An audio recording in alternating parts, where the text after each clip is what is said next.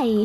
In front of me is Xiaomi Redmi Note 90 and today I would like to show you how you can change theme of your keyboard on this device.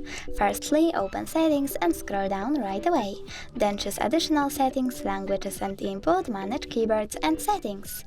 From here go into theme and tap on show more over here to see all available ones. When you're done, you can click on one of those images.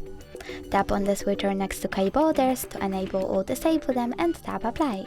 You can do the same with one of those colors. So now when I go back, I can see that theme of my keyboard has changed. Thanks so much for watching. If you enjoyed this video, leave a like, comment and subscribe. Bye!